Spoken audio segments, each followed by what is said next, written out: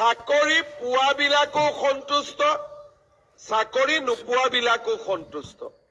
সেইকাৰণে চাকৰি পোৱাৰ পিছত আজি চাকৰি পোৱাবিলাকো সন্তুষ্ট, চাকৰি নোপোৱাবিলাকো সন্তুষ্ট। সেইকাৰণে চাকৰি পোৱাৰ পিছত আজি আমাৰ হাইকোৰ্টত চাকৰিৰ প্ৰক্ৰিয়াটোক চেলেঞ্জ কৰি এক প্ৰকাৰ গোচৰ নাই বুলি আমি ক'ব পাৰো।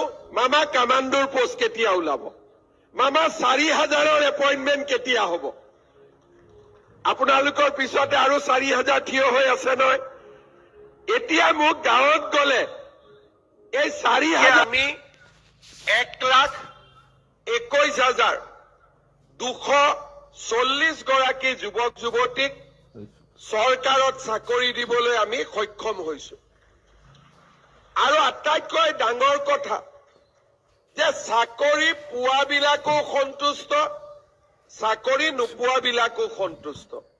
সেইকাৰণে চাকৰি পোৱাৰ পিছত আজি আমাৰ হাইকোৰ্টত চাকৰিৰ প্ৰক্ৰিয়াটোক চেলেঞ্জ কৰি এক প্ৰকাৰ গোচৰ নাই বুলি আমি ক'ব পাৰো।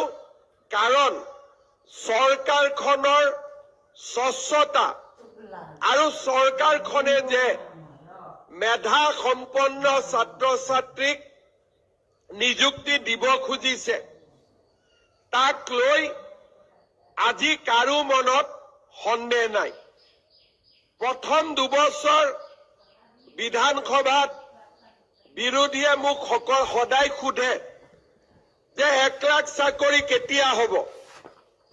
তেতিয়া মই কৈছিলো যে মোৰ 5 বছৰৰ প্ৰতিশ্ৰুতি 1 লাখ আছিলে, কিন্তু মই 1.5 লাখ পাৰ কৰি যাম আৰু 2 লাখৰ ওচৰ চাপিম।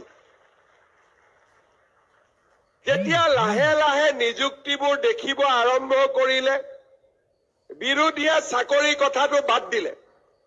আগতে 2-এজন বিধায়কে প্ৰশ্ন সুধি আছিলে, আজিকালি সেইটো চেপ্টাৰ বাদ দিলে। তেওঁলোকে এতিয়া নতুন চেপ্টাৰলৈকে গৈছে, চাকৰিৰ চেপ্টাৰৰ কথা সোধা এক প্ৰকাৰ বাদ দিলে। প্ৰথমবাৰ নিযুক্তি দিওঁতে কৰবাত ভুল উলিয়াব পাৰি নেকি